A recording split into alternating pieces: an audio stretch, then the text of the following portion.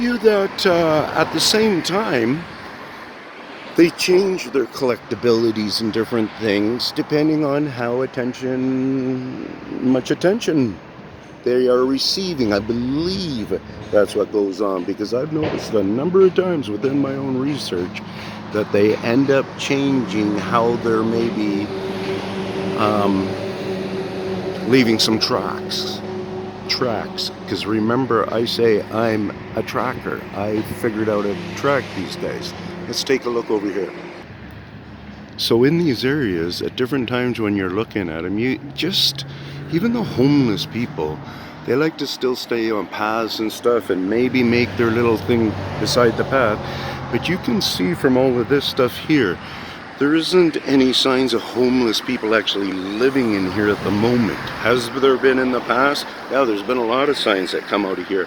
But it's not necessarily them collecting all the garbage. Not to say they aren't collecting some of the garbage that ends up in little homeless camps. But watch for where you think, hey, that brush seems to be pushed all down differently than that. Does it kind of almost remind you as, like, what mammal would you get out of doing that? Would you get a cow? You know what I'm talking about. So as we see right here, that here coming into the center there, looks like that could be a spot that had somebody foraging in it. Now you think to yourself, does it seem like a deer foraging in that part? Does it seem like a bear foraging? What were they foraging? Because I'll tell you, these guys are transplanters. Just a little one right here. So right in here you can see there's a lot of activity of it being a space. And it's not like it was cleaned out just recent. The homeless people around in this area are able to get better treatment, I think, than having to all of them do this. The ones that really choose to do this, I think, are trying to get away with too many rules, so they pick this for a little while. Why they're off of the wagon, if we know what I'm talking about.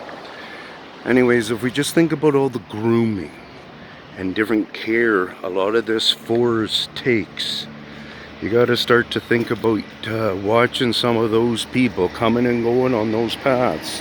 And you figure out how much work that you think they're really willing to do. Or does somebody do it in a way to make it more inviting? Does the farmer across the way come across and carve out some steps in the dirt so they can go down there in his corner of his field, say, and be junkies or survive on life or whatever's going on? I shouldn't be always so judgmental, right? But with this being said, who's doing all that work?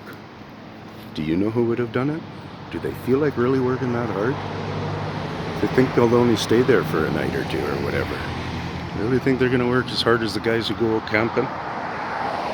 Cheers. There we go. It's pretty loud, but there was construction behind us, right? So, cheers again. I'm going to do this. Dink.